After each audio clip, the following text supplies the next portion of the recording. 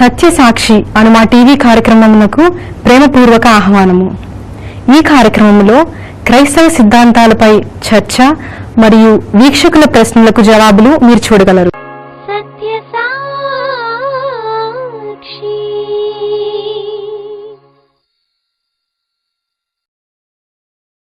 Satyasakshi TV వీక్షకులకు ప్రభువైన యేసుక్రీస్తు వారి నామమున శుభాభివందనాలు. మరొకసారి మిమ్మల్ని ఈ రీతిగా కలుసుకోవడానికి దేవుడు చూపిన కృపను బట్టి దేవుని నామానికి మహిమ కలుగును గాక. మరి ఇప్పటి వరకు ఈ యొక్క సత్యసాక్షి అనే ఈ యొక్క కార్యక్రమం ద్వారా అనేక అంశాలకు సంబంధించిన సందేహాలను మనం ఈ యొక్క కార్యక్రమం ద్వారా నివృత్తి చేసుకున్నాం. ఈరోజు మరొక ప్రత్యేకమైన అంశంతో మీ ముందుకు వచ్చాం. ఈరోజు చర్చించబోయే అంశము అభిషేకము. మరి మీరందరూ సిద్ధంగా ఉన్నారు కదా? మీ బైబిల్స్ తీసుకుని ఒక నోట్బుక్ పక్కన పెట్టుకుని మీకు కలిగినటువంటి సందేహాలను మీరు నోట్ చేసుకుని తర్వాత మమ్మల్ని ఫోన్ ద్వారా సంప్రదించండి. మరి ఈరోజు ఈ యొక్క అభిషేకము అనే ప్రశ్నోత్తర కార్యక్రమంలో మనకు కలిగినటువంటి ప్రశ్నలకు సందేహాలకు సమాధానం ఇవ్వడానికి మన మధ్య డాక్టర్ బాబులుక్ గారు ఉన్నారు. వారికి ప్రత్యేకమైన వందనాలు. బాబులుక్ గారు, ఈరోజు క్రైస్తవ సమాజంలో విరివిగా వాడబడుతున్న పదం అభిషేకము. ఏ మీటింగ్ చూసినా కానీ అభిషేక కూడికలని, అభిషేక స్వస్థత మహాసభలని, అదేవిధంగా అభిషేక ఆరాధన అని, ఈ యొక్క అభిషేకము అనే పదం చాలా విరివిగా వాడబడుతుంది. అసలు ఈ అభిషేకం అంటే ఏమిటి? మరి అభిషేకం ఎలా వచ్చింది? ఈ యొక్క ప్రశ్నకు మీరు సమాధానం చెప్పండి. బైబిల్లో ఒక విషయం లేకుండా ఎవరు ప్రస్తావించరు. అభిషేకము అంటే నూనె రాసి ఒక వ్యక్తిని ప్రత్యేకపరచడం, కేటాయించడం, ఒక పనికి పురమాయించడం, చేయడం. ఉదాహరణకి దావీదును దేవుడు రాజుగా ఎన్నుకున్నాడు. ఎన్నుకున్న తర్వాత సమూయేలు వెళ్ళి నూనె తన తల మీద పోసి రాజుగా అభిషేకించాడు. అసలు అభిషేకం అంటే అది. పూర్వదినాల్లో దేవుడు అహరోను అతని కుమారులను అభిషేకించమని చెప్పాడు. అంటే వాళ్ళు దేవుని కొరకు ప్రత్యేకింపబడిన వారు కనుక యాజకత్వం చేయడానికని దేవుడే వారిని నూనెతో అభిషేకించమని చెప్పిన మూలాన అలా చేశారు. మరి ఈ అభిషేకం చాలా గొప్ప విలువను సంతరించుకుంది. అయితే నేటి దినాల్లో మనం చూస్తే ప్రతిదానికి అభిషేకం అని పేరు పెట్టారు. వస్తువులకు అభిషేకం, వాహనాలకు అభిషేకం, మరి రక్షణ పొందని వారికి కూడా తైలాభిషేకం, నీళ్లల్లో అభిషేకం, కొబ్బరి నూనె అభిషేకం అని చాలా రకరకాల పదాలు ఉపయోగిస్తున్నారు. అంటే అన్నిటికీ అప్లై చేస్తున్నారు ఈ యొక్క అభిషేకం అనే పదాన్ని. ఏదో క్రొత్తది తేవాలండి. అందుకనే ప్రజలను భ్రమపరచడానికి ఏదో కొత్త ఒరవడితో ప్రజల దగ్గరికి బోధకులు వస్తూ ఉన్నారు. అభిషేకం అనగానే అయ్యి బాబు ఏదో వస్తుంది మన మీదకి, మనం ఏదో పొందుతాం అన్న భ్రమలో ప్రజలు వెళుతున్నారు. అతనేమో అక్కడున్న నీళ్లు ఇలా జల్లడం, లేకపోతే అభిషేక తైలం అని అమ్మి కొబ్బరి నూనె వ్యాపారం చేయడం, ఇలాగా దేవుని అభిషేకాన్ని వీళ్ళు డబ్బులకు అమ్ముతున్నారు, వ్యాపారం కోసం వినియోగించుకుంటున్నారు. అభిషేకం ఏదో వాళ్ళ చేతిలో ఉన్నట్టుగా వాళ్ళు ప్రజలను భ్రమపరుస్తూ ఉన్నారు. మరి ఇదంతా చాలా తప్పు. పరిశుద్ధాత్మ దేవునికిని అభిషేకానికిని చాలా దగ్గర సంబంధం ఉంది. అంటే దేవుని ఆత్మ లేకుండా అభిషేకం లేదు, అభిషేకం లేకుండా దేవుని ఆత్మ లేడు. దీన్ని విడదీయడానికి వీల్లేదు. అయితే ఈ అభిషేకాన్ని కేవలం స్వస్థత కోసమో లేక అభివృద్ధి కోసమో దాన్ని మార్చేయడం చాలా తప్పు.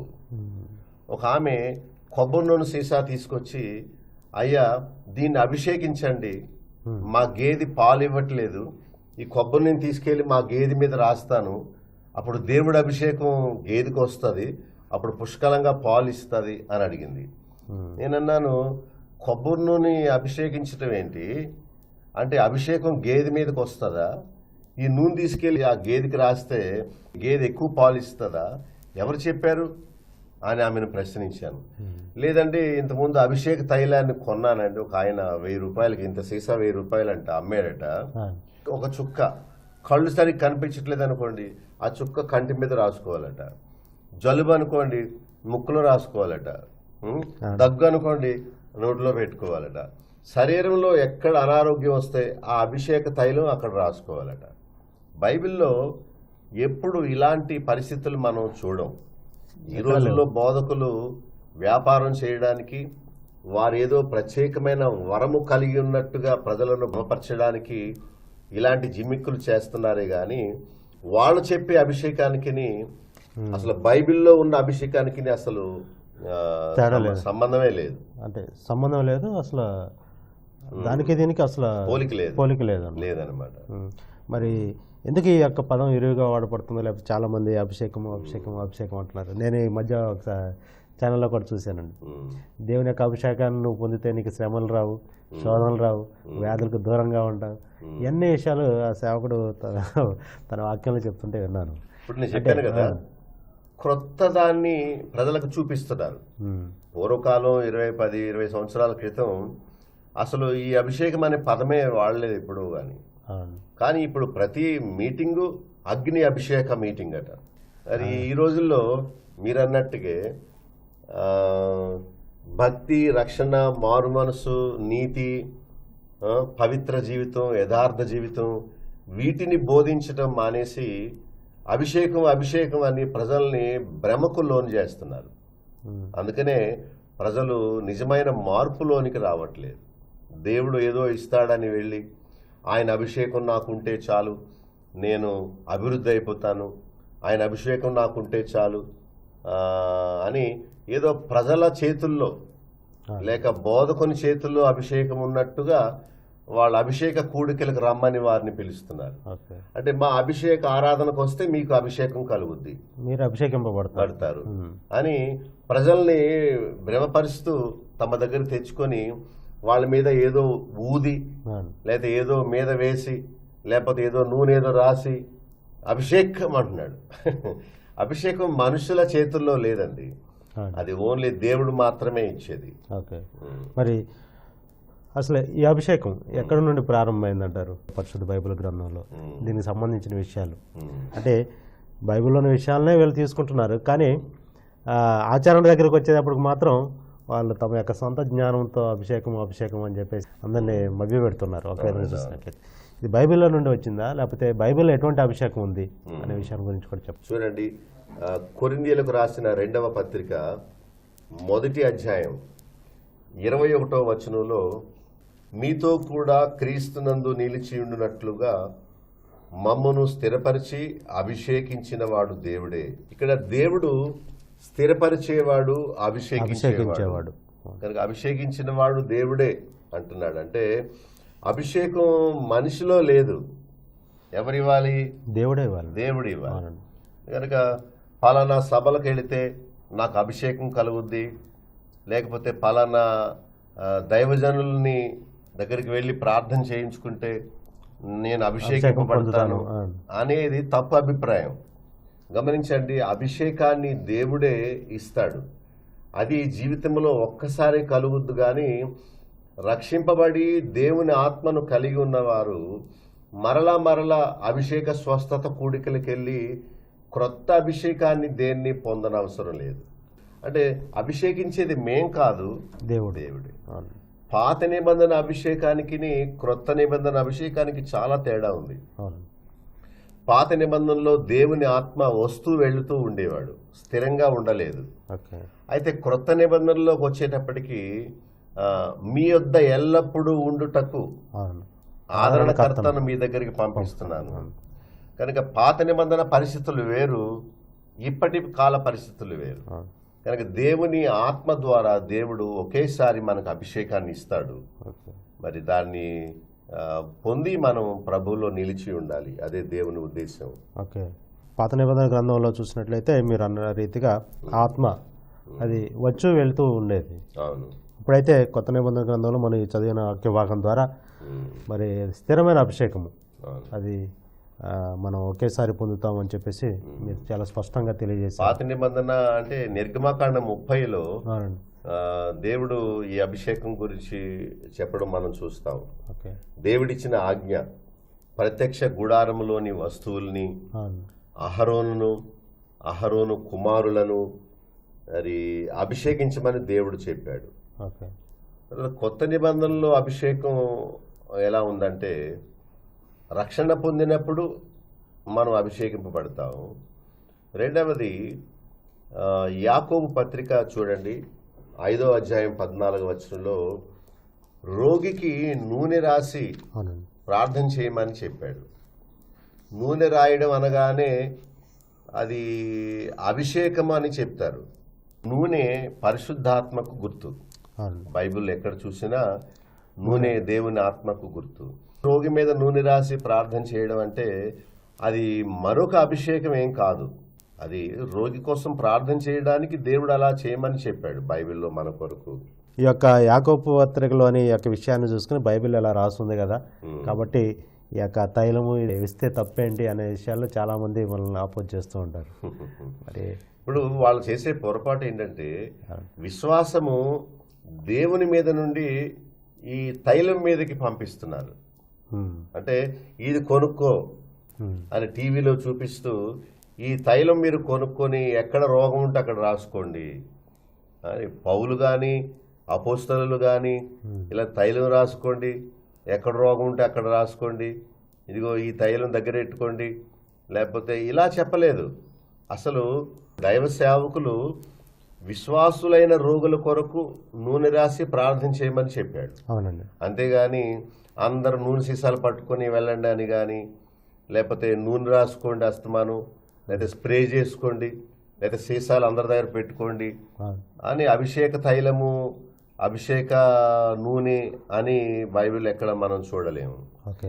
అంటే వీళ్ళు చేసే పొరపాటు ఏంటంటే దేవుడు నన్ను బాగు చేయాలి, దేవుడు నన్ను స్వస్థపరచాలి అనే విశ్వాసాన్ని ప్రజల్లో నాటడం పోయి వాళ్లకు కొబ్బరి నూనె మీద నమ్మకం వచ్చేలా చేస్తూ ఉన్నారు.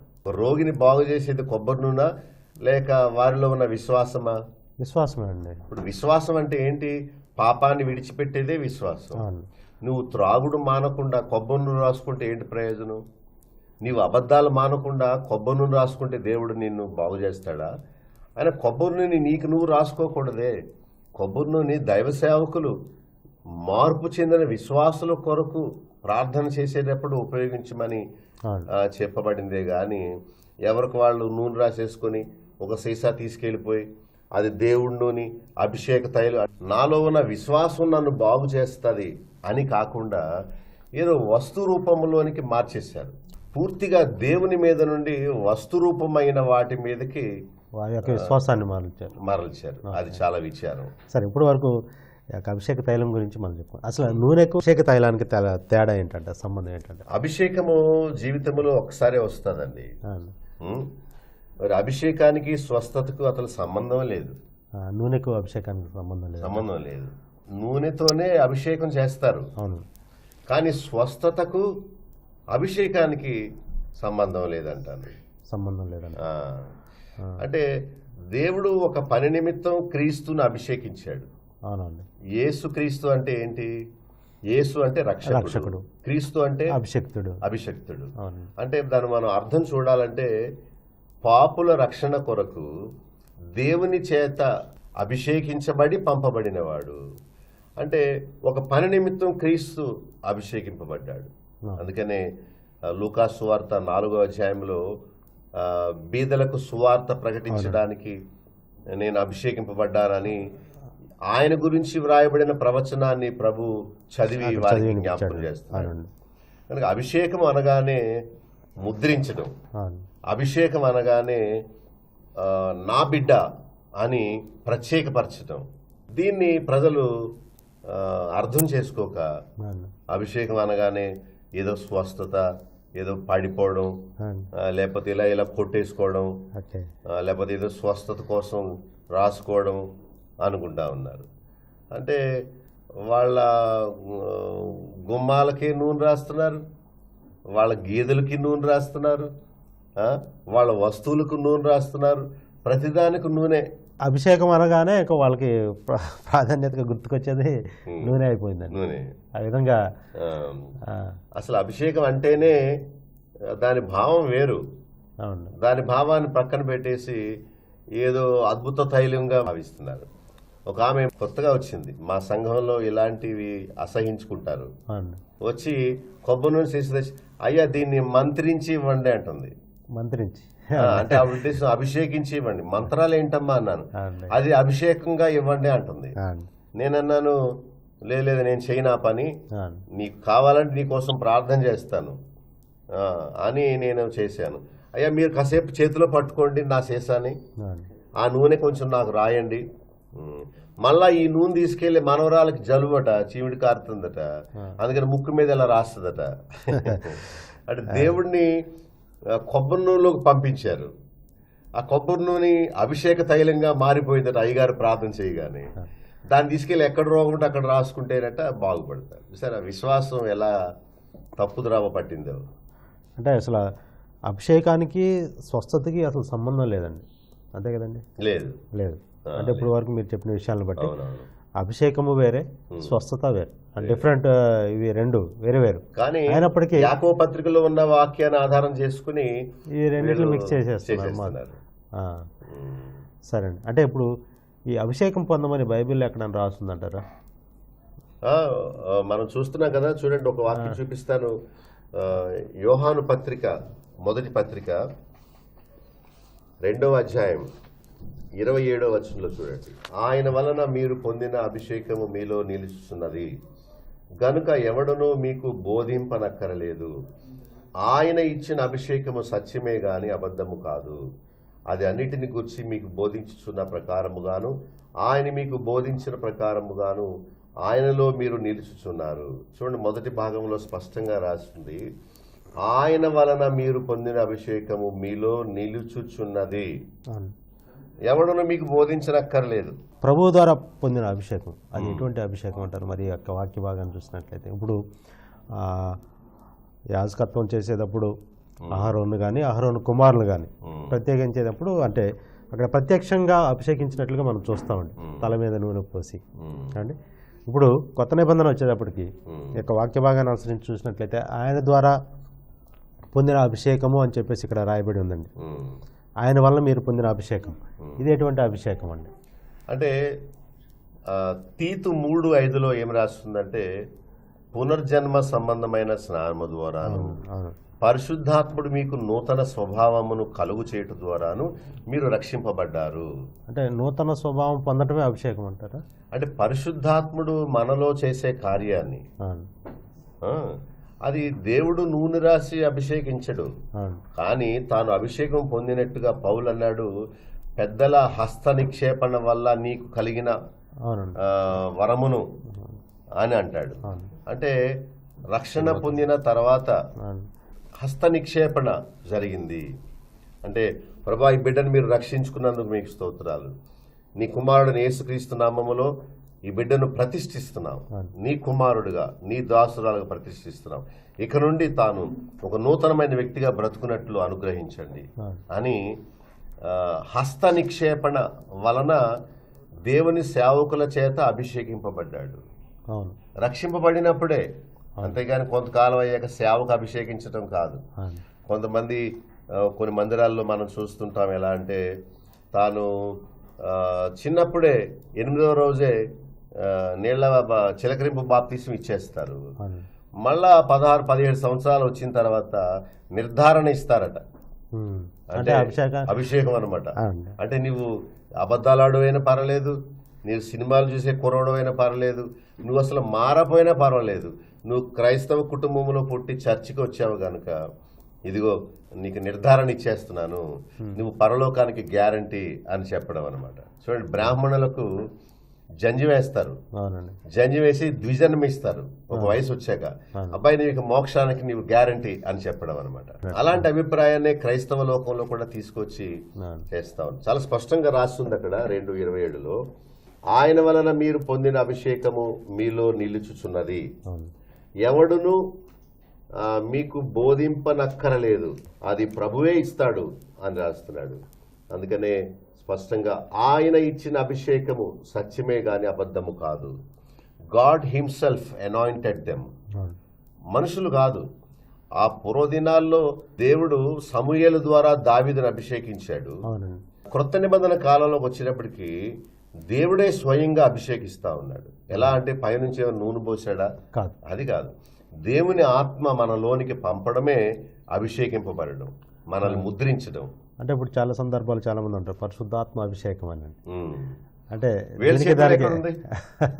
ఎంత స్పష్టంగా రాస్తున్నాడు చూడండి ఈ విషయం. యేసు ప్రభువే మనల్ని అభిషేకించాడు, దేవుడే మనల్ని అభిషేకించాడు. అభిషేకం దేవుడి వల్ల కలిగేదే, అది మీలో నిలుచుచున్నది. అంటే వెళ్ళిపోయేది వచ్చేది కాదు.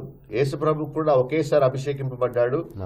ఇంకా మళ్ళీ అస్తమానం అభిషేక కూటాలకు వెళ్ళి అభిషేక ఆరాధనలకు వెళ్ళి ఒంట్లో బాగున్నప్పుడల్లా అభిషేకాలు పొంది, ఇది తప్పు అభిప్రాయం.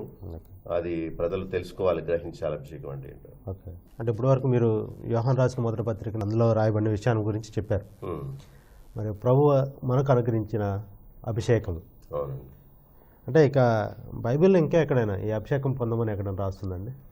ప్రత్యేకంగా మీరు అభిషేక సభలకు వెళ్ళండి, అభిషేక స్వస్థత పొందండి, అభిషేక తైలు రాసుకోండి అని ప్రభు కానీ అపోస్తలులు కానీ ఇలా చేయమని ఎక్కడ చెప్పలేదు. అలా ఆజ్ఞ చెప్పలేదు ఇలా చేయండి అని. కనుక బైబిల్లో అలా చేయమని రాసలేదు కనుక మనం అది దాని గురించి ఎక్కువ ఆలోచించడం మంచిది కాదు. అభిషేకం గురించి పరుగులెత్తడం మంచిది కాదు. నువ్వు ఉన్న చోటనే అభిషేకం దేవుడు ఇచ్చాడు నీకు రక్షణ పొందిన సమయంలోనే. కనుక ఏదో ప్రత్యేక అభిషేకం కోసం, బోధకుల చేతిలో ఉన్న అభిషేకం కోసం, తైలములో ఉన్న అభిషేకం కోసం ఎక్కడికి పరిగెత్తన అవసరం లేదు. అంటే ఈ రోజుల్లో బోధకులు చెప్పే అభిషేకానికి బైబిల్ బోధించే అభిషేకానికి ఏమైనా తేడా ఉందంటారా? చాలా వ్యత్యాసం ఉంది, చాలా తేడా ఉంది. అపోస్తుల కార్యములు 8వ అధ్యాయం చూడండి, 17వ వచనం. అప్పుడు పేతురును యోహానును వారి మీద చేతులుంచగా వారు పరిశుద్ధాత్మను పొందిరి. అపోస్తులు చేతులుంచడం వలన పరిశుద్ధాత్మ అనుగ్రహింపబడినని సీమోను చూసి వారి ఎదుట ద్రవ్యం పెట్టి, నేను ఎవరి మీద చేతులుంచెదనో వాడు పరిశుద్ధాత్మను పొందినట్లు ఈ అధికారం నాకు ఈడని అడిగాను. పరిశుద్ధాత్మ వరాన్ని డబ్బిచ్చి కొనుక్కుందామని సీమోను ప్రయత్నం చేశాడు. ఆ భాగాన్ని మీరు చదవండి. అక్కడ సీమోన్ అని ఒక అతను ఉన్నాడు, వాడు గారడీవాడు. వాడు అపోస్తలులు తల మీద చేసి ప్రార్థన చేయగానే ఆ మొట్టమొదటి దినాల్లో వారికి పరిశుద్ధాత్ముడు వచ్చాడు. ఏమండి, పరిశుద్ధాత్ముడు రాగానే ఈ గారడివాడు చూశాడు, ఇదేదో బాగుంది, వీళ్ళేదో మంత్రం వల్లిస్తున్నట్టున్నారు. ఆ చెయ్యగానే అతను భాషలు మాట్లాడుతున్నాడు, నాకు కూడా అలాంటి వరం కావాలి అని కొంత ద్రవ్యాన్ని తెచ్చి అపోస్తలుల దగ్గర పెట్టి, బాబు నాకు కూడా ఆ మంత్రం నేర్పు, నాకు కూడా అభిషేకం ఇయ్యి అని అనుకున్నాడు. అంటే వీళ్ళు కూడా బోధకులు ఈ రోజుల్లో ఏం చేస్తున్నారంటే, నువ్వు దేవునికి కానుకేసుకో, నువ్వు దేవుని మందిరానికి రా, ఇంత డబ్బు దేవునికి ఇచ్చుకో, నేను నీకు అభిషేకాన్ని అమ్ముతాను. ఆనాడు పౌలు ఎంత ఖచ్చితంగా చెప్పాడు, అలా చేయకు.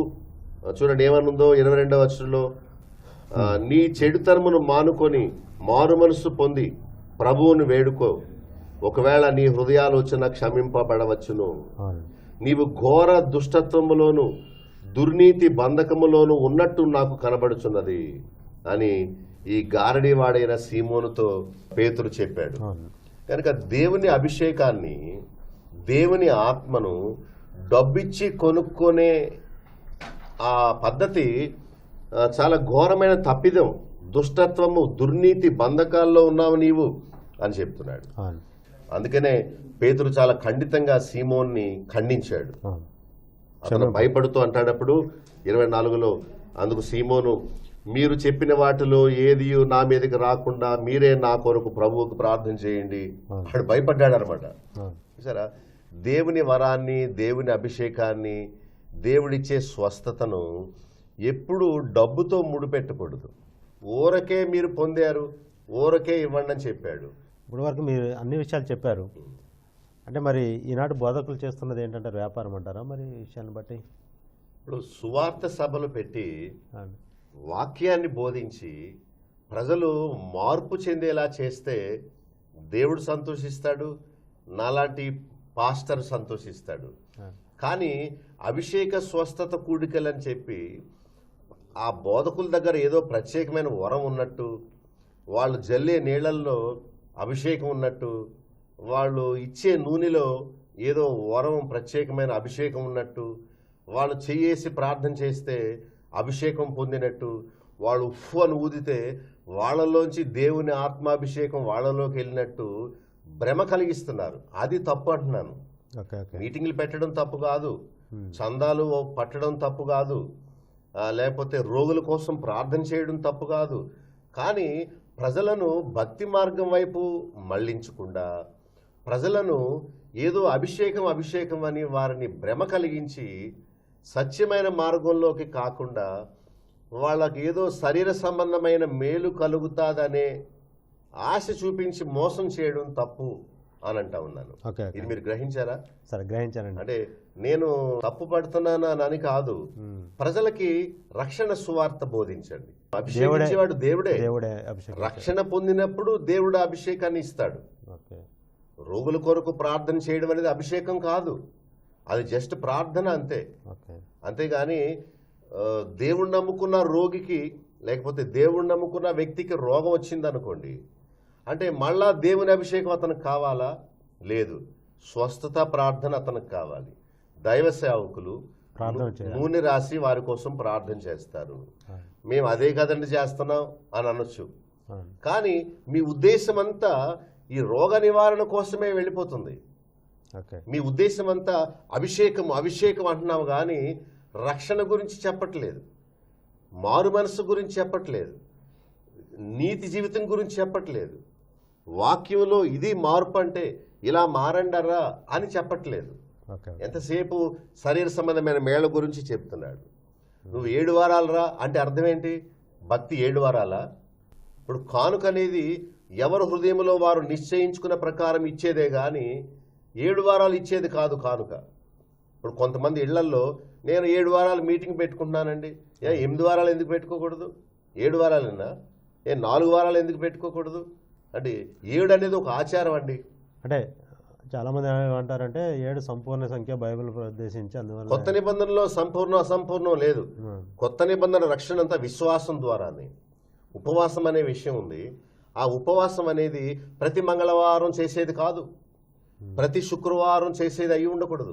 నీవు ప్రతి వారం చేసేది ఆచారం. బైబిల్లో ఎవరు అలాగా ప్రతి వారం ఉపవాసం ఉండలేదు. బైబిల్లో ఉన్న ఉపవాసాలన్నీ ఒక అంశం గురించి, ఒక సందర్భం గురించి వాళ్ళు ఉపవాసం ఉన్నట్టు ఉన్నదే కానీ ప్రతి వారం ఉన్నట్టు ఎక్కడా లేదు. పోనీ ఎక్కడైనా చూపించండి, వీళ్ళు చేసే ఉపవాసాలు ఎక్కడన్నా ఉన్నట్టు చూపించండి. ఎక్కడా లేవు అక్కడ. మరి ఎందుకు బైబిల్లో లేని దాన్ని ఎందుకు పెడుతున్నారు? 40 రోజులు ఉపవాసం ఏంటి, 7 రోజులు ఉపవాసం ఏంటి, 3 రోజులు ఉపవాసం ఏంటి, 7 రోజులు మీటింగ్ పెట్టుకోవడం ఏంటి? 8 రోజులు ఎందుకు పెట్టుకోకూడదు? నీ భక్తి, నీ విశ్వాసము కేవలం 40 రోజులేనా లేక 7 రోజులైనా? చచ్చిపోయే వరకు నీతిగా ఉండాలండి. ఈరోజు ఈనాటి కాలంలో బోధకులు బోధించే అభిషేకం కానీ, లేకపోతే వాళ్ళు అభిషేకించే విధానం కానీ, అదేవిధంగా బైబిల్ బోధించే అభిషేకానికి కానీ చాలా వ్యత్యాసం ఉందంటారు. చాలా తేడా ఉంది. అభిషేకము అంటే ప్రత్యేకింపబడుట, అభిషేకము అంటే పని నిమిత్తము ఏర్పరచబడుట. నేను దేవుని కుమారుడుగా కుమార్తెగా ఉండడానికి నేను అభిషేకింపబడ్డాను. నేను ఇక నుంచి పరిశుద్ధంగా జీవించడానికి దేవుని చేత ఎన్నుకోబడ్డాను. అంతేగాని రోగం పోవడానికి కాదు అభిషేకం, లేకపోతే కింద పడిపోయి కొట్టేసుకోవడానికి కాదు అభిషేకం. యేసుక్రీస్తు దేవుని చేత అభిషేకింపబడ్డాడు. ఆయన చనిపోవడానికి అభిషేకింపబడ్డాడు. ఒక స్త్రీ వచ్చి ప్రభు పాదాలకు అత్తరు రాస్తుంది. అప్పుడు అందరూ అన్నారు, ఎందుకు అంత విలువైన అత్తరు మరి నీవు పాడు చేస్తున్నావు అన్నారు. ప్రభు ఏమన్నాడు? ఆమెను రాయనివ్వండి, నా భూస్థాపనను జ్ఞాపకం చేసుకుంటూ ఆమె చేస్తుంది ఆ పని. అంటే అత్తరుతో అభిషేకిస్తుంది ప్రభు పాదాలని. ఎందుకు? శిలువ మరణం కోసం. ఈనాడు వచ్చే అభిషేకాలు హింస పొందడానికి అభిషేకం కాదు, శ్రమలు పోవడానికి అభిషేకం. ఆనాడు ఆ స్త్రీ ప్రభువుని అభిషేకించింది ఎందుకు? ఆయన ఒక గొర్రె పిల్లవలే పాపముల కొరకు చనిపోవడానికి లోక పాపములు మోసుకొని పోయే దేవుని గొర్రె పిల్ల అన్నట్టు అభిషేకించిందే గాని ప్రభువు దాన్ని ఆమోదించాడు. నువ్వెందుకు డిస్టర్బ్ చేస్తున్నావు? ఆమె నూనెతో నన్ను అభిషేకిస్తుంది, ఎందుకంటే నేను చనిపోవడానికి అభిషేకింపబడ్డాను. దానికి గుర్తుగా ఆమె అభిషేకిస్తా ఉంది. ఈనాటి అభిషేకాలు హింస పొందడానికి కాదు, సాక్షులుగా ఉండడానికి కాదు, రోగం పోవడానికి, లేకపోతే స్వస్థతలు జరగడానికి, లేదా అప్పులు తీరిపోవడానికి. అంటే ఒక విషయం అండి, చాలామంది టీవీలో చూస్తూనే ఉన్నాం, అంటే వాళ్ళు ఈ అభిషేకం మైక్ ద్వారా వచ్చి నేను స్వస్థపరచును అని చెప్పేసి చెప్తున్నారు. అంటే ఇప్పుడు ఆ అభిషేకం అనేది వాయిద్యాల్లో కానీ అదేవిధంగా మైకుల్లో కానీ అంటే మరి వాహనాల్లో కానీ ఒక అభిషేకం వస్తుందంటారా? అభిషేకం ఎప్పుడు వస్తువుల్లోకి రాదు. మీరు అన్నట్టు మైకులోకి వచ్చింది అభిషేకం. దేవుని ఆత్మ అంటే నీకు ఏదో తేరగా ఉన్నాడా? దేవుని ఆత్మ అంటే ఆయన టీవీలోకి లేకపోతే మైకుల్లోకి ఈ కీబోర్డు వాయించే దీనిలోనికి రాడు అభిషేకం. దేవుని ఆత్మను దూషించడం అంటే అదే. దేవుని ఆత్మ మైకులోకి వెళ్తాడండి? దేవుని ఆత్మ టీవీలోకి వస్తాడండి? దేవుని ఆత్మ ఈ కీబోర్డులో వాయించే దానిలోకి వస్తాడా? దేవుని ఆత్మ కెమెరాలోకి వస్తాడా? నో. దేవుని ఆత్మను ఎప్పుడంత తక్కువ అంచనా వేయకూడదు. దేవుని ఆత్మ ఒకని హృదయంలోకి వచ్చి అతన్ని ప్రత్యేకముగా జీవించడానికి అతన్ని సిద్ధపరుస్తుంది. కానీ దేవుని ఆత్మ రావడం వల్ల లేదా స్వస్థతలను, లేకపోతే కింద పడిపోవడాలను, లేదా ఊగిపోవడాలను, లేదా దాన్ని పట్టుకోగానే ఏదో కలగడమను, అది చాలా తప్పు. అంటే దేవుని ఆత్మాభిషేకం ఏదైనా వస్తువుల్లోకి వెళ్ళినట్టు ఉందా బైబిల్లో ఎక్కడైనా? ఎక్కడా లేదు. చాలా తప్పండి. ప్రభు యొక్క అభిషేకం మనల్ని ఎప్పుడు వస్తువుల్లోకి వెళ్ళేలా చేయదు, ఒక వ్యక్తిలోకి వస్తుంది, ఒకేసారి వస్తుంది అభిషేకం. అపోస్తుల కార్యముల గ్రంథం 19:12. అతని శరీరములకు తగిలిన చేతి గుడ్డలైనను నడికట్లైనను రోగుల యొద్దకు తెచ్చినప్పుడు రోగములు వారిని విడిచెను, దెయ్యములు కూడా వదిలిపోయాను. అంటే దేవుడు అపోస్తలులకు మాత్రమే ప్రత్యేక వరాలు ఇచ్చాడు, నేటి బోధకులకు కాదు. మరి నేటి బోధకుల చేతులు ఏం లేదంటారా? ఏమి లేదు. మరి సువార్త చెప్పమనే దేవుడు సేవకులకు అవకాశం ఇచ్చాడు. దేవుని అభిషేకం ఇప్పుడు పాస్టర్ల చేతుల్లో లేదు. దేవుడిచ్చే స్వస్థత గుడ్డముకు అంటుకోవడం వల్ల ఇప్పుడు రాదు. ఆ స్వస్థత వేరు. ప్రార్థన చేసుకుని విశ్వాసం కలిగి పశ్చాత్తాపడి ఆ రకంగా దేవుడు ఒక వ్యక్తిని స్వస్థపరచవచ్చు, స్వస్థపరచకపోవచ్చు. భక్తుడైన పౌలుకు అనారోగ్యం వస్తేనే మరి ప్రార్థన చేసుకున్నాడు, నాలో ఉన్న ముళ్ళు తీసివేయి, నాలో ఉన్న రోగం తీసివేయి అని ముమ్మారు దేవునికి మొరపెట్టాడు. దేవుడు పౌలుతో ఏం చెప్పాడు? నేను నిన్ను స్వస్థపరచను, కానీ నా కృప నీకు చాలినంత ఇస్తాను. ఎప్పుడుకి ఏ బలం కావాలో నేనే నీకు ఇస్తానని చెప్పాడు. కానీ రోగం తీసేస్తానని చెప్పాడా? చెప్పలేదు. బీదరికం తీసేస్తానని చెప్పాడా? చెప్పలేదు. కనుక ఆనాడు అపోస్తలులు చేసిన పనులు వీళ్ళు చేయడానికి వీళ్ళకి అధికారం లేదు. మరి ఈనాడు బోధకుల చేతుల్లో ఏం లేనప్పుడు మరి ఎందుకండి ఇవన్నీ చేస్తూ ఉన్నారు? మరి వాళ్ళు డబ్బు సంపాదించడానికి చేసే ప్రయత్నమే ఇది. వాళ్ళు ఏదో గొప్ప వరం కలిగిన వారు అన్నట్టు ప్రజలకు భ్రమ కలిగించి పైసలు సంపాదిస్తున్నారు. దానికోసమే వీళ్ళు చేసే పని. కొన్ని ఏ రూపాయి తీసుకోకుండా సభలు కండక్ట్ చేయమనండి, అసలు చందా పట్టకుండా ఊరకనే స్వస్థత సభలు పెట్టమనండి. ఎవడు బాగుపడినోడు ఎవడండి? అంత అబద్ధం ఇది అంతాను. హెచ్ఐవి పాజిటివ్ అట, అది నెగిటివ్గా వచ్చేసిందట. ఎందుకు అబద్ధాలు ఇవన్నీ కూడా? ఆ విధంగా నెగిటివ్ పాజిటివ్ అన్న కేసు నెగిటివ్లోకి వస్తే ఏం దగ్గరికి అందరూ వచ్చేస్తారు కదా. రావాలి, నేను రప్పిస్తాను. నేను ఈ సేవ, ఈ టీవీ ఛానల్ అంతా వదిలేసి అతని దగ్గరికి మనుషుల్ని పెట్టి నా సొంత ఖర్చుతో రోగులందరినీ అతని దగ్గరికి పంపిస్తాను. ఒకరిని బాగు చేసిన వాడు ఇంకొకరిని బాగు చేయలేవా? పైగా అంటారు నీలో విశ్వాసం లేదంటారు. అతను అన్నాడు చచ్చిపోయేలా ఉన్నాను, నాలో విశ్వాసం లేకపోవడం ఏంటి? ఆ యేసు ప్రభు బాగు చేస్తానంటే నా ఆస్తి అంతా ఇచ్చేస్తాను, నా ప్రాణం పెట్టేస్తాను. నాలో విశ్వాసం ఉండబట్టి వచ్చాను. ఆ ప్రభు బాగు చేస్తానంటే విశ్వాసం నాకు ఎందుకు ఉండదు? తప్పగా ఉంటుంది. నాకు ఉన్నది బాగు చేయి అని అడుగుతున్నాడు. బాగు చేయమనండి, నాకు ఫోన్ చేయమనండి. ఇప్పుడు ఇలాంటి పనులు చేసే బోధకులందరూ నా ఫోన్ నెంబర్ ఇస్తాను, స్క్రీన్ కింద ఎడిటర్ నా నెంబర్ వెంటనే ఇయ్యి, అక్కడ ఫోన్ నెంబర్కి ఫోన్ చేయమనండి. ఇప్పుడే రోగుల్ని నా సొంత ఖర్చుతో తీసుకొస్తాను, అతను బాగు చేయకపోతే అతని మీద కేసు పెడతానని చెప్పండి. చాలా తప్పండి ఇది. ప్రజలను భ్రమపరిచి మోసం చేయడం చాలా తప్పు. దేవుడిచ్చే అభిషేకం వేరు, వీళ్ళ చేసే నాటకాలు వేరు. ఒక వ్యక్తి తాను పాపినని గ్రహించాలి, పాపం వల్ల శిక్ష వస్తుందని గ్రహించాలి, ఇప్పుడు తాను పొందే అప్పులు, ఇప్పుడు చేసే బాధలు, అవస్థలన్నీ తన గత కాలంలో చేసిన పాపానికి ఫలితమని గ్రహించాలి. దేవుని క్షమాపణ కోరుకోవాలి. దేవుడు ఇష్టమైతే బాగు చేస్తాడు. లేదు నీవు కష్టంలో ఉండడమే దేవుని చిత్తమైతే నీవు కష్టాన్ని కొంతకాలం అనుభవించాల్సిందే. శ్రమల ద్వారానే నీవు పరిపూర్ణ అవుతావు. అదే దేవుని చిత్తం. అంతేగాని వీళ్ళు అనుకున్నట్టుగా ప్రజలు ఏ రోగము లేని వారుగా, ఏ కష్టము లేని వారుగా, ఇబ్బందులు లేని వారుగా తీర్చిదిద్దడం క్రైస్తవ జీవితం కాదు.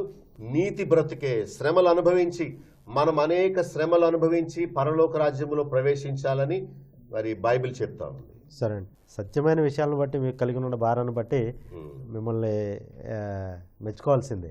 కానీ మీ యొక్క మాటలు మరి ఇతరులకు అంటే ఈ విధంగా అభిషేకం వీటి గురించి మాట్లాడే వాళ్ళకు ఏమంటే అభిషేకం ఎలా పొందాలో, అద్భుతాలు ఎలా చూడాలో అనే విషయాలు బైబిల్ ఎక్కడ బోధించట్లేదు. పోనీ బైబిల్ ఎక్కడైనా ఉందా మీరందరూ అభిషేకం పొందండి, మీరందరూ స్వస్థతలు పొందండి, మీరందరూ మరి ఏ కష్టం లేని వారుగా హాయిగా బ్రతకండి అని బైబిల్ ఎక్కడైనా ఉందా? ఎక్కడ లేదు. మరి లేనప్పుడు ఎందుకు అలా బోధిస్తున్నారు? నా గుండె మండిపోతుందండి.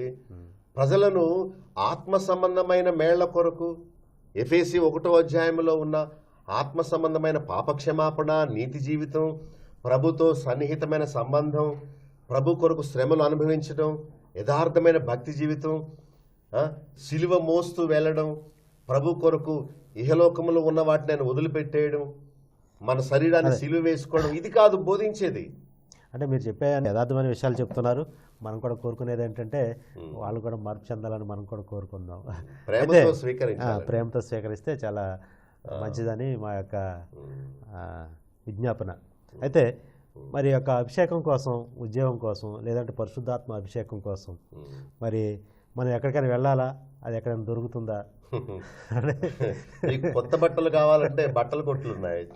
ఏమండి, మీకు ఏ వస్తువు కావాలన్నా డిపార్ట్మెంట్ స్టోర్స్లో దొరుకుతాయి. కానీ అభిషేకం కోసం మీరు ఎక్కడికి వెళ్ళని అవసరము లేదు.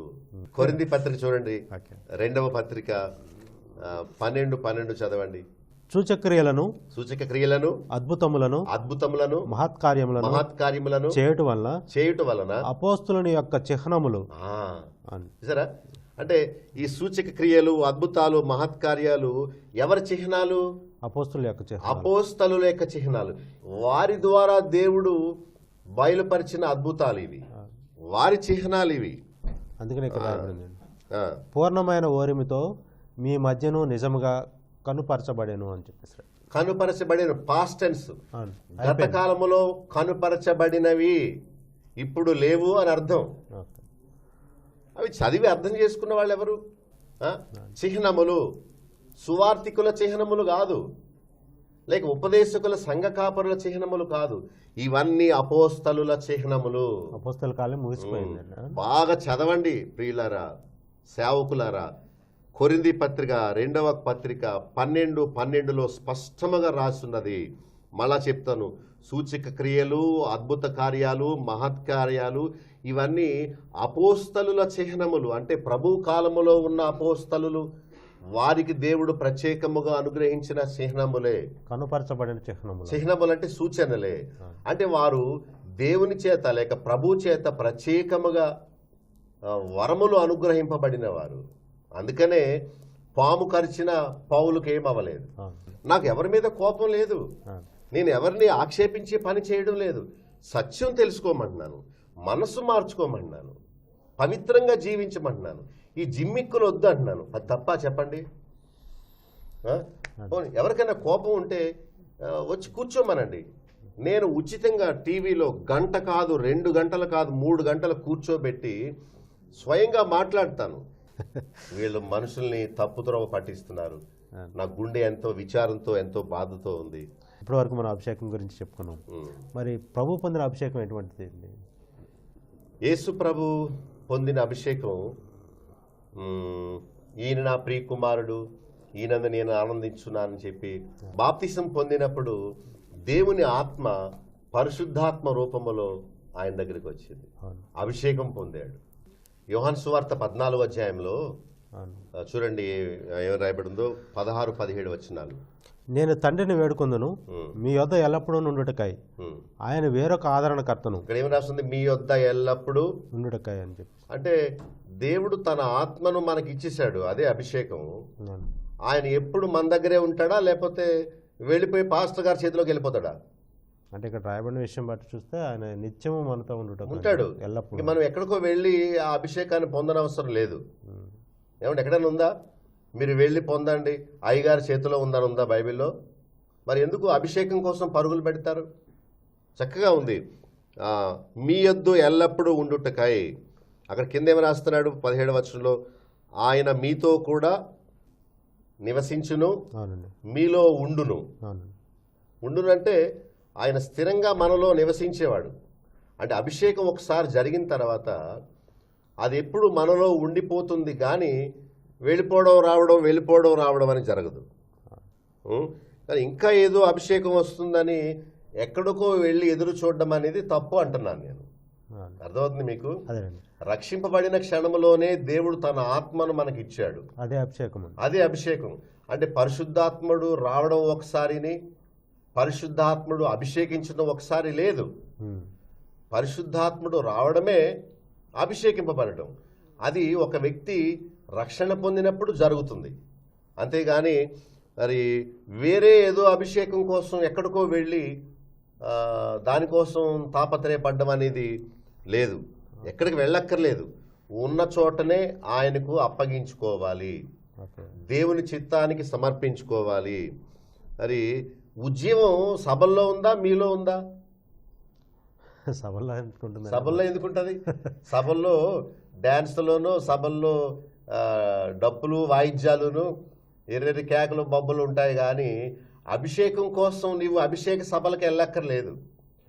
ఉద్యమం అనేది దేవుని వాక్యం చదువుకొని, దేవునికి నీవు సమర్పించుకొని, నీవు ఉన్న చోటనే ప్రభుని వేడుకొని, వాక్యం ద్వారా నీవు సరిచేయబడి నీతిగా జీవించడానికి, ప్రభు కొరకు సాక్షిగా జీవించడానికి నీవు ఉన్న చోటనే ప్రార్థన చేసుకుని తీర్మానం చేసుకుంటేనే అదే గొప్ప ఉద్యమం, అభిషేకం. కానీ ఎక్కడికో వెళ్ళి ఎవరి దగ్గరలో తీసుకునేది కాదు. ఇంకా వేరేది ఏదో నీకు అక్కర్లేదు. రోమా పత్రిక చూడండి 8వ అధ్యాయం 11వ వచనం. మృతుల్లో నుండి యేసును లేపిన వారి ఆత్మ మీలో నివసించిన ఎడల మృతుల్లో నుండి క్రీస్తు యేసును లేపినవాడు చావునకు లోనైన మీ శరీరమును కూడా మీలో నివసించుచున్న తన ఆత్మ ద్వారా జీవింపచేయును. ఆత్మ మీలో నివసిస్తే ఏమన్నాడు? మీలో నివసించుచున్న ఆత్మ మిమ్ములను జీవింపచేస్తాడు. అంటే ఆత్మాభిషేకాన్ని పొందిన వారిని దేవుడు జీవింపచేస్తాడు, నిత్యము జీవించేలా చేస్తాడు. మీలో ఆత్మ నివసించిన ఎడల అంటే దేవుని ఆత్మ మనలోనే నివసిస్తాడా, వెళ్ళిపోయి వస్తూ ఉంటాడా? కంటిన్యూస్గా మనలోనే నివసిస్తాడు. మరి అలాంటప్పుడు విశ్వాసులు రమ్ము రమ్ము అని ప్రార్థన చేయడం మరి ఇది అవివేకం కదా. ఇప్పుడు మీలో దేవుడు ఉన్నాడా చెప్పండి? ఉన్నాడని నమ్ముతున్నారా? నమ్ముతున్నానండి. దేవుని ఆత్మ మీలో ఉండి మిమ్మల్ని నడిపిస్తున్నాడని మీరు నమ్ముతున్నారా? నమ్ముతున్నాను. మళ్ళా మీరు రమ్మని ప్రార్థన చేస్తారా? లేదు. ఇప్పుడు ఉదయం మనం షూట్ చేద్దాం, స్టూడియోకి రండి అని మాట్లాడుకున్నాం.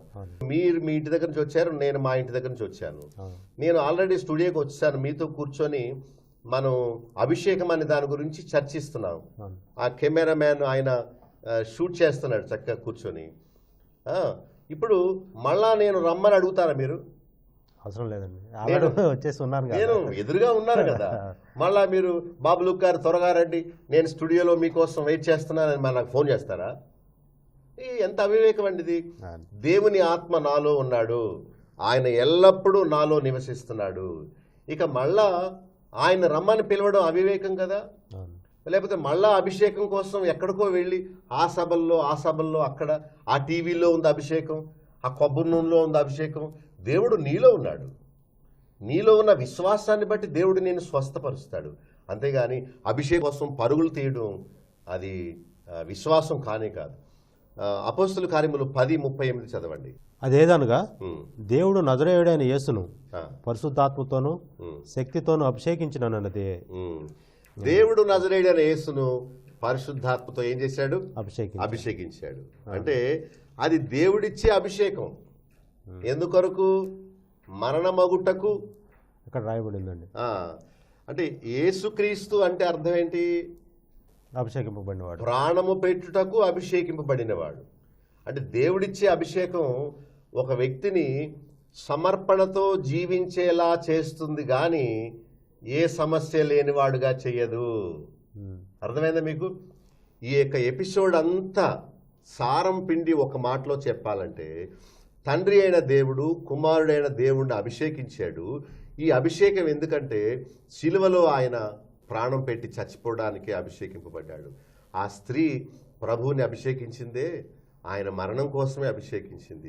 కానీ ఈనాడు బోధకులు చేసే అభిషేకం ప్రభు కోసం హింస అనుభవించడానికి కాదు, ఏ శ్రమలు లేకుండా చేయడానికి, ధనవంతులుగా చేయడానికి, రోగాలన్నీ పోవడానికి.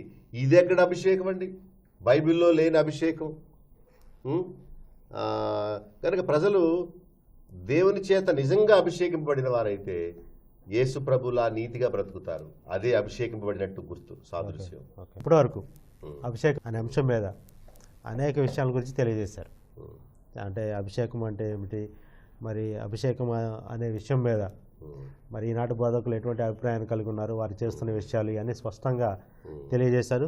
బైబిల్లోని వాక్యాలను చూపించి కూడా అసలు అభిషేకం ఏంటో, ప్రభు పొందిన అభిషేకం, ప్రభు దేని నిమిత్తం అభిషేకం పొందాడనే విషయాల గురించి కూడా మీరు స్పష్టంగా చాలా విపులంగా తెలియజేశారు. చివరిగా మరి అసలు నిజమైన అభిషేకం అంటే ఏంటి, అటువంటి అభిషేకాన్ని మనం ఏ విధంగా పొందగలమండి, ఈ విషయాన్ని స్పష్టంగా. లూకా సువార్త చూడండి, 4వ అధ్యాయం 18వ వచనం. ప్రభువు ఆత్మ నా మీద ఉన్నది, బీదలకు సువార్త ప్రకటించుటకై ఆయన నన్ను అభిషేకించెను. చూసారా? అంటే దేవుడు తన ఆత్మను యేసుక్రీస్తు మీద పంపించాడు. అర్థమైందా? ఎందుకు పంపాడు? ఇందులో రాయబడిన బీదలను ఐశ్వర్యవంతులుగా చేయడానిక, బీదలకు సువార్త ప్రకటించుటకు, లేక రోగులను బాగు చేయడానిక? అంటే ఇక్కడ ఏమని రాస్తుందంటే చెరలో ఉన్న వారికి విడుదల ఇవ్వడానికి. అంటే మామూలు చెర కాదు, జైల్లో ఉన్న వాళ్ళందరినీ విడిపించేయడానికి కాదు యేసుప్రభు వచ్చింది. తర్వాత గుడ్డి వారికి చూపును, అంటే మామూలు గుడ్డితనాన్ని పోగొట్టడానికి కాదు యేసుప్రభు అభిషేకింపబడింది, ఆత్మీయ గుడ్డితనాన్ని పోగొట్టడానికి. యేసుప్రభు కేవలం శరీర గుడ్డితనాన్ని పోగొట్టడానికే వచ్చుంటే ఆయన ఒక ఐ హాస్పిటల్ పెట్టుకోవచ్చు, ఇంకా గుడ్డి వాళ్ళందరినీ బాగు చేసేయచ్చు. నో, ఆయన ఉద్దేశం అది కాదు. ఒక గుడ్డివాడిని బాగు చేయటం ద్వారా, చూడండి, మానవులందరూ ఆత్మీయమైన గుడ్డితనంగా ఉన్నారు. ఈ గుడ్డివాడు భిక్షగాడుగా ఎలా అయ్యాడు? కళ్ళు లేని వారు, ఆత్మీయమైన నేత్రం మూయబడిన వారు ఇతరుల మీద ఆధారపడేవారుగా అయిపోయారు. చూసారా? వారి మనోనేత్రాన్ని వెలిగిస్తాను, అందుకనే వచ్చాను, నలిగిన వారిని విడిపించుటకు నేను, ఆయన నన్ను పంపి ఉన్నాడు. అదే క్రీస్తు. అంటే దేవుడు క్రీస్తును అభిషేకించింది ఎందుకంటే పాపులను వారి చెరలో నుంచి విడిపించడానికే. అప్పులు తీరడం అభిషేకమా? అంటే దేవుని అభిషేకం నీ మీదకి వస్తూ ఉంది, నీ అప్పులు తీరిపోతాయి అని అంటున్నారు చాలామంది బోధకులు. కనుక అభిషేకం, అప్పులు తీరడం అభిషేకం కాదు. మత్తయి 26:11. బీదలు ఎల్లప్పుడూ మీతో కూడా ఉన్నారు, కానీ నేను ఎల్లప్పుడూ మీతో కూడా ఉండను. ప్రభు అభిషేకం గురించి మాట్లాడుతున్నాడు. అత్తరు పూసింది కదా, అప్పుడు చెబుతూ అన్నాడు, బీదలు ఎప్పుడు మీతో కూడా ఉన్నారు. అంటే అర్థం ఏంటి? బీదలు ధనవంతులు అయిపోరు. అంటే దేవుని అభిషేకం బీదల్ని ధనవంతులుగా చేయదు. ఈనాటి బోధకులు ఏమన్నారంటే మీ అప్పులు తీరిపోతాయి, మీ కోరికలన్నీ నెరవేరిపోతాయి, మీరు ఆర్థికంగా అభివృద్ధి అయిపోతారు, మీరు దేవుని అభిషేకం పొందితే మీ కష్టాలన్నీ పోతాయి అని అబద్ధం చెప్తున్నారు. బైబిల్ ఎప్పుడు దేవుడు మనలను ధనవంతులుగా చేస్తాడని చెప్పలేదు. మరో వాక్యం చూడండి, రోమా పత్రిక 15:26 చదవండి. ఏలయనగా యెరూషలేములో ఉన్న పరిశుద్ధులలో బీదలైన వారి నిమిత్తము మాసిదోనియా వారును అకయా వారును. అవునండి, పరిశుద్ధులలో బీదలైన వారు. అవును. ఏమర్థమైంది మీకు? అంటే పరిశుద్ధుల్లో కూడా బీదవారు ఉంటారు. అంటే వారి కోసం చందా పోగు చేయండి అవును. అంటే పరిశుద్ధులందరూ ధనవంతులు అయిపోతారా? ఒక బోధకుడు చెప్తున్నాడు, యేసు ప్రభు మిమ్మల్ని ధనవంతులు చేయడానికే ఆయన దరిద్రుడయ్యాడు. దేవుడు మీకు ఇస్తాడు, డబ్బు ఇస్తాడు. ఆహా, దేవుడు నీకు డబ్బు ఇస్తే నీవు దేవునికి దొరకవు. క్రొత్త నిబంధనలో దేవుడు ఎప్పుడు మనల్ని ఆర్థికంగా మనలను గొప్పవారుగా చేస్తానని ఎక్కడ బైబిల్లో లేదు. లేకపోగా ఈ విశ్వాసులు పరిశుద్ధులలో బీదలైన వారు. అంటే ప్రభు నమ్ముకున్నాక ధనవంతులు అయిపోతారా? బీదవారుగానే ఉంటారా? అంటే యేసు ప్రభు నమ్ముకోవడం వల్ల వారేం కోటీశ్వరులు అయిపోలేదు. వాళ్ళ యొక్క స్థితిలో ఎటువంటి మార్పు లేదు. అంటే వాళ్ళు శ్రమల్లో బీదలుగా ఉన్న మూలానే వారికి దేవుడు దొరికాడు. వారు ఎప్పుడైతే ధనవంతులు అయిపోతారో వారికి దేవుని రాజ్యంలో ప్రవేశించడానికి వారు అర్హత పోగొట్టుకుంటారు. సరే, బైబిల్ చెప్పే వాక్యం యాకోబు 2:5 చూడండి. ఓకే అండి, చదవండి. నా ప్రియ సహోదరులారా, ఆలకించుడి. ఈ లోక విషయంలో దరిద్రులైన వారిని విశ్వాసమందు భాగ్యవంతులుగాను, తన్ను ప్రేమించే వారికి తాను వాగ్దానం చేసిన రాజ్యమునకు వారసులుగాను ఉండటకు దేవుడు ఏర్పరచుకునలేదా? చూసారా ఎంత చక్కగా ఉందో.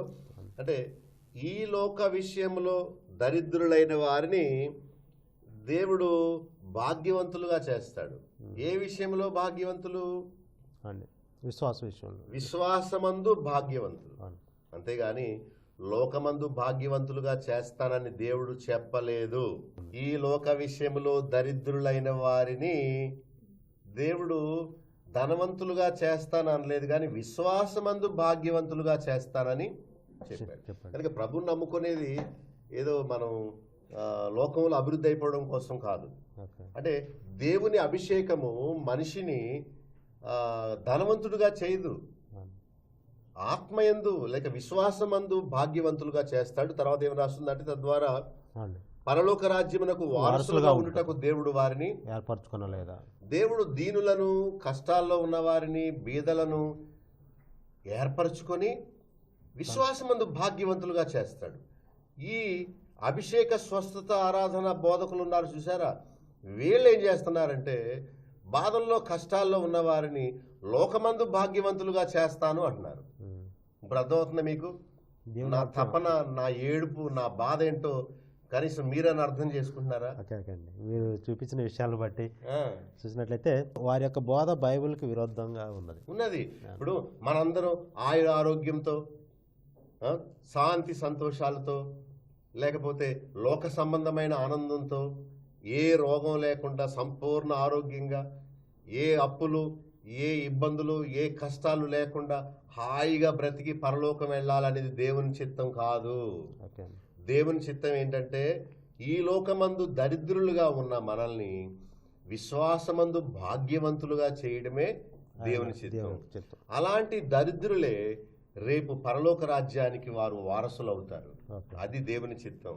ఎంతసేపు కష్టాల్లో, ఇబ్బందుల్లో, శ్రమల్లో ఉన్న వారిని నీవు అభివృద్ధి అయిపోతావు, నీవు లోకంలో డెవలప్ అయిపోతావు, నీవు అనుకున్నదంతా జరిగిపోద్ది, రా రా రా అభిషేకము అభిషేకము అంటా ఉన్నారు. అయితే దేవుని ఉద్దేశాన్ని వారు తెలుసుకోకపోతున్నారు. బీదలకు సువార్త ప్రకటించడం అంటే నీవు ధనవంతుడు అవుతావని కాదు. పరమందు ధనవంతులు, లాజరు విశ్వాసమందు భాగ్యవంతుడు, కానీ ఈ లోకములో దరిద్రుడు. ఇలా చెబుతున్నానని ప్రభువా కష్టాలు రప్పించండి తండ్రి, నన్ను శ్రమల పాలు చేయండి ప్రభువా, నన్ను బీదగా చేసేయండి అని ప్రార్థన చేయకూడదు. నన్ను లేక దేవుని వాక్యాన్ని అపార్థం చేసుకోకండి. అంటే శ్రమల్లో ఉన్నవారు దేవుడు విడిపించాలని కోరుతారు, ప్రార్థన చేసుకుంటారు. ఒకవేళ ఆ ప్రార్థనకు జవాబు రాకపోయినా ప్రభు కోసం నమ్మకంగా జీవించడం నేర్చుకో. రోగం తగ్గాలని నేను కోరుతాను, నేను కూడా రోగుల కోసం ప్రార్థన చేస్తాను. ఒకవేళ తగ్గకపోయినా ఆ కష్టములోనే ఉండి ప్రభుని సంతోషపరచు. నీ అప్పులు తీరకపోయినా, నీ కష్టాలు తొలక్కపోయినా, నీ బీదరికం పోకపోయినా ఆత్మను రక్షించుకో. నిత్యమైంది పరలోక రాజ్యం, ఈ లోక అభివృద్ధి కాదు, ఈ లోక ఆస్తి కాదు. ఇక్కడ కూర్చుకోవద్దు, ఇక్కడ ధనవంతుడుగా ఉండొద్దు, ఆ రాజ్యం కోసం నువ్వు సిద్ధపడని బైబిల్ చెప్తుంది.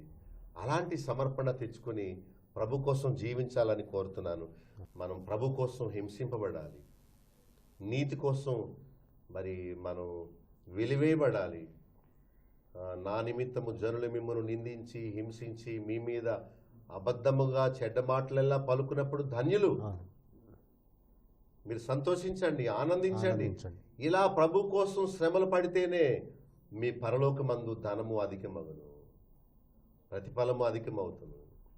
ప్రభు కోసం ఇలాంటి సమర్పణ చేసుకుంటారా?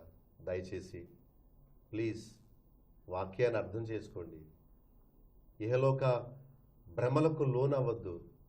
మీకు దండం పెట్టి చెప్తున్నాను, ప్లీజ్ భక్తిని అర్థం చేసుకోరు, దేవుని వాక్యాన్ని తెలుసుకోరు. వ్యర్థమైన ఈ శరీరం కోసం ప్రాకులాడొద్దు. మనందరం ముసలివాళ్ళం అయిపోతాం, ఈ ఆస్తిని విడిచిపెట్టేస్తాం. ఒకరోజు మనలను మోసుకెళ్ళిపోతారు. మనం సంపాదించింది ఏది మనకు కూడా రాదు. ఇహమందు దరిద్రులు, పరమందు భాగ్యవంతులు. శరీరమందు శ్రమలు పడేవారు, విశ్వాసమందు బలవంతులు, భాగ్యవంతులు.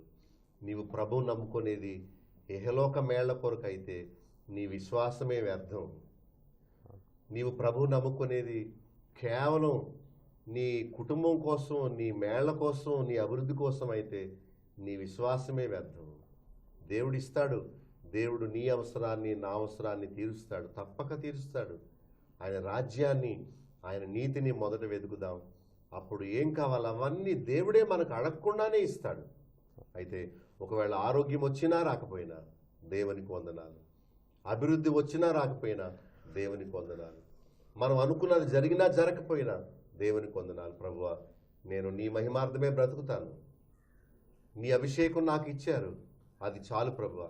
నేను ఎక్కడికి పరుగు పెట్టను, నేనున్న చోటనే నీవిచ్చే కృప కోసం దినదినం ఎదురు చూస్తాను అనే సమర్పణలో మీరు ఉండండి. అలాంటి ధన్యత ప్రభు మీకు ఇచ్చి ఆయన రాజ్యానికి వారసులుగా చేయాలని మరి నేను కోరుతున్నాను. ప్రభు మీకు అట్టి భాగ్యాన్ని ఇచ్చునుగాక. ఓకే. మరి ఇప్పటి వరకు ఈ యొక్క అభిషేకము అనే అంశం మీద మరి ఈ యొక్క చర్చా వేదిక మీద చర్చించడం జరిగింది. ఈ యొక్క కార్యక్రమాన్ని ప్రారంభించేటప్పుడు నేను కూడా అనుకున్నాను, ఏంటి అభిషేకము అంటే ఈనాడు బోధకులు మరి చెప్తున్నదంతా నిజమే అని. కానీ బాబులుక్ గారు మరి అనేక వాక్య భాగాలు బైబిల్ గ్రంథంలో నుండి చూపిస్తూ ఈనాడు బోధించే అంశాలకు, అభిషేకం గురించి బోధించే అంశాలకు, అదేవిధంగా బైబిల్ గ్రంథంలో ఉన్న వాక్యాలకు గల వ్యత్యాసాన్ని చూపిస్తూ ఈనాడు అభిషేకం గురించి మనకు కలిగినటువంటి అపోహలన్నింటినీ వారు తొలగించారు. అసలు నిజమైన అభిషేకం అంటే ఏంటి, అభిషేకాన్ని మనం ఏ విధంగా పొందగలం అనే విషయాల్ని మరి బైబిల్ ద్వారానే, బైబిల్ వాక్యాలను బట్టి మనకు ఎత్తి చూపించడం జరిగింది.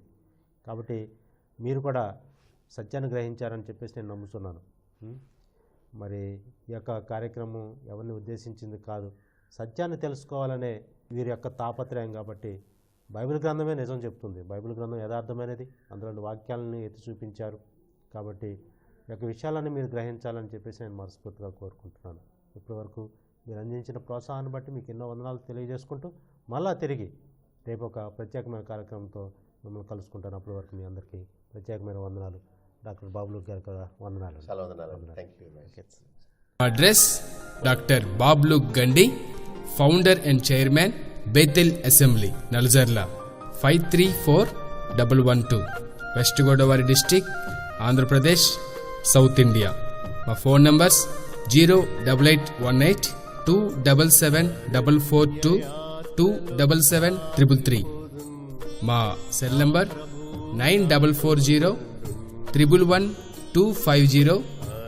9000000803. మా ఈమెయిల్ satyasakshi.tv@gmail.com. మా వెబ్ www.satyasakshitv.com.